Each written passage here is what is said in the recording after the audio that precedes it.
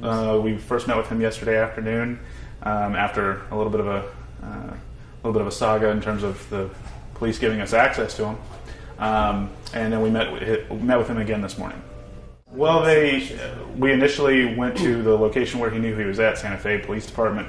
At that time, they told us that we could see him, but it might take a minute. Then they started giving us stories about they weren't sure exactly who officially had custody of him. Then a representative of the Galveston County DA's office showed up, and after conferring behind closed doors for about 20 minutes, they informed us he'd been transferred to Galveston. We were sent down to Galveston to the jail, and at the jail we were told that we'd have to wait, that he was being booked, and that they would have to ask him if he wanted to talk to us. That's unusual. I was going to ask about that. Yeah. We probably won't be entering a plea early on, either guilty or not guilty. We generally don't do that in Galveston County. After a bond hearing or in connection with a bond hearing, we got to start the discovery process. This kind of investigation takes a long time, so discovery won't be a one-time, hey, here's everything we have. It's going to be months of, here's what, we got this, here it is, etc. How could you defend such person, blah, blah, blah. So how could you defend such person? That's my job. Everybody deserves a defense. I'm amazed that anybody that made it through 7th grade civics doesn't know that.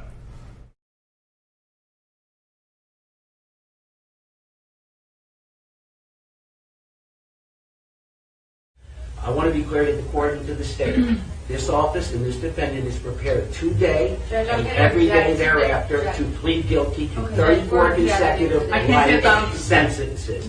We are prepared to do it today. Perfectly clear. Well, we're making it really clear right now. Okay, again. that's not what we're here for. Let's move on. I want to be clear to the court and to the state. This office and this defendant is prepared today and every day thereafter to plead guilty to 34 consecutive life sentences. We are prepared to do it today. Perfectly clear. Well, we're making it really clear right now. Okay, again. that's not what we're here for. Let's move on. That's unusual. I was going to ask about that. Yeah. We probably won't be entering a plea early on, either guilty or not guilty. We generally don't do that in Galveston County. After a bond hearing or in connection with a bond hearing, we got to start the discovery process.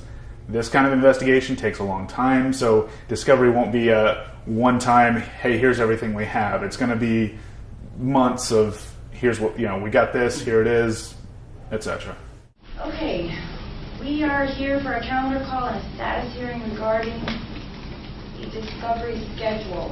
However, I have noticed that there is still no demand for discovery filed. Is that correct? Do you know whether or not do you know at this juncture if you're going to be filing a demand to participate in reciprocal discovery? Yes, we are. You are? Yes. Okay. I'm assuming you're going to need to look at discovery before you can engage in a discovery conference. Yes. Okay. So you're going to be filing that soon? We anticipate filing it soon, yes.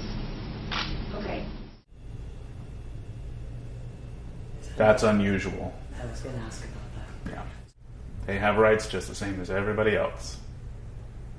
I can't provide the court with a list of witnesses that I'm going to depose until I'm sure that I have all the discovery that relates to that witness. I understand that completely, but let me be more clear. Do you think you'll have at least the first, I'm going to depose, I don't know what you're going to do, but I'm going to depose these 5 people for sure so we can start scheduling these 5? Something to that effect. I'm not asking you for a total list of from beginning to end, just a start of where we can start. As I was going down the stairs, I heard a couple shots fired. Everyone was freaking out, saying that it was a gun. And as we were walking, the whole class together, I actually was speaking to the suspect, Nikolas Cruz. And as I was speaking to him... You were walking down the hall. He had already fired at that time. Yes, sir, with him. Weren't you scared? In the moment I wasn't, because there was definitely another shooter involved. but... Oh, you think he was not the only one? No, definitely not. Why do you say that? Because when shots were fired, I saw him after the fact. So, and the shots were coming from the other part of the building. So there definitely had to be 2 shooters involved, I believe.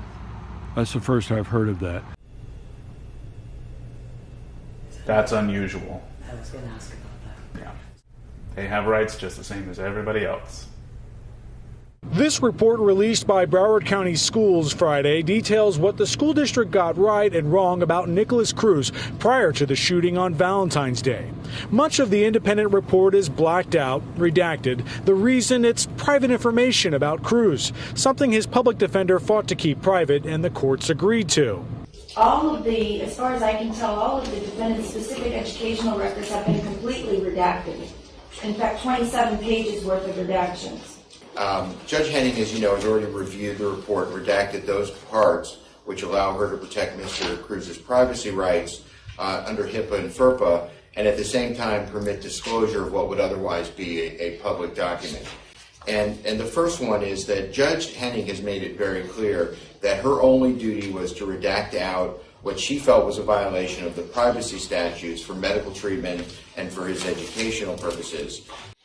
Judge Henning agreed, and with some minor modifications, provided the redacted version that eliminates the discussions of Mr. Cruz's personal educational records. But the judge very specifically ordered that everything be held confidential, and that's, made it easy for us to basically agree, because this way it's only limited, and she went through the litany of reasons why all of this should remain confidential. She limited it to attorneys, to their staff, to their investigators, and to the victims and the surviving victims' families.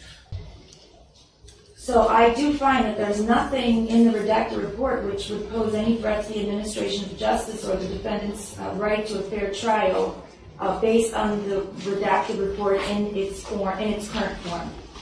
So I am going to deny your motion. That's right. Much of this report that was released involving the specific personal information about Nikolas Cruz is blacked out. It is hidden from view. We can't read it.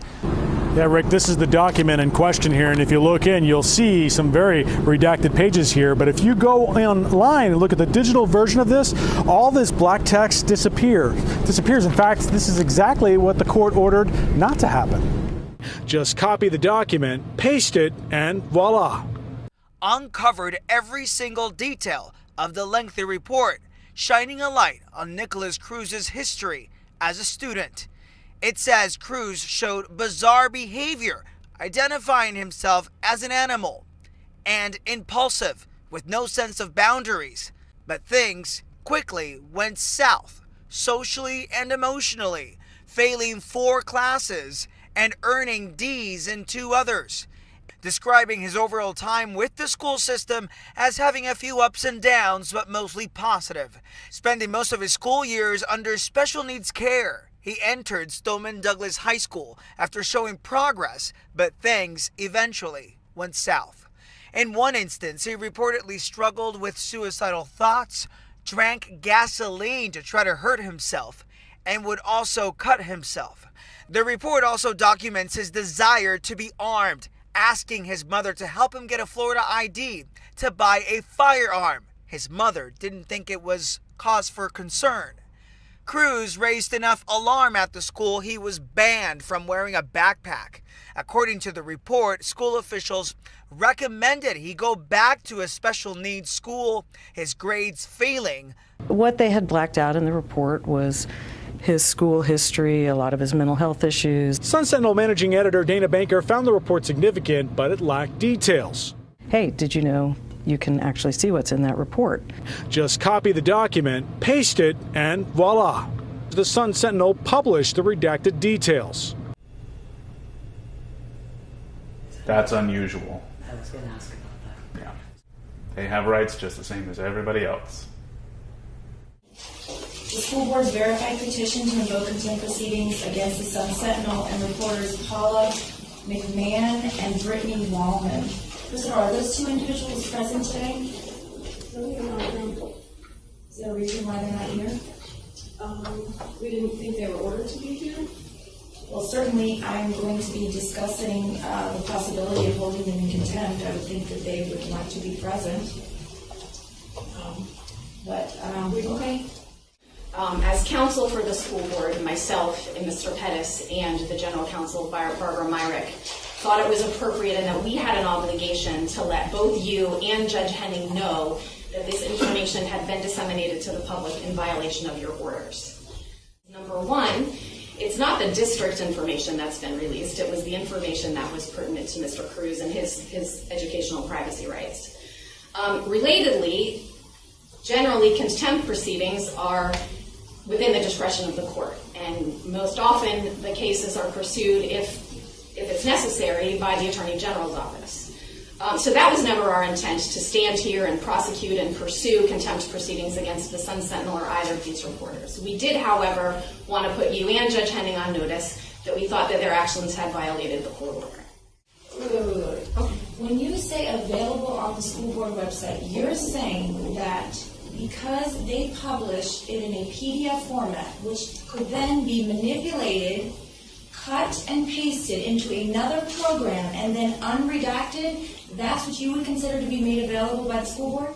So you're saying that you knew exactly what I meant, but because I didn't write these specific words, that the Sun Sentinel can do whatever they want, regardless of the possible constitutional violation of not only Mr. Cruz, but the 34 listed victims in this case, who are all entitled under the Constitution to a fair trial, that you may have jeopardized by doing that? You all manipulated that document so that it could be unredacted. That is no different than had they given it to you in an old-fashioned format with black lines and you found some type of a light that could view the redacted portions and had printed that. It's no different. Almost all, if not all, of the information that was contained in that report had already been leaked in some way or another and was already public and publicly available. I find that explanation completely unacceptable.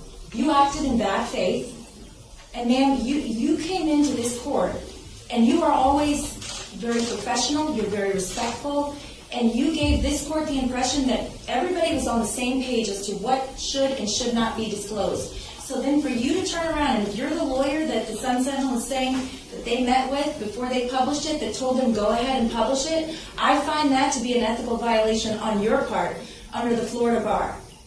Maybe the Sun Sentinel does not have any ethical rules that they have to follow, but you as a lawyer do have those rules. And if you gave them that advice, then shame on you. Because I assure you that the constitutional rights of Mr. Cruz and the state and the listed victims in this case outweigh the Sun Sentinel's belief that the public has a right to know. How could you defend such person? Blah, blah, blah. So how could you defend such person? That's my job.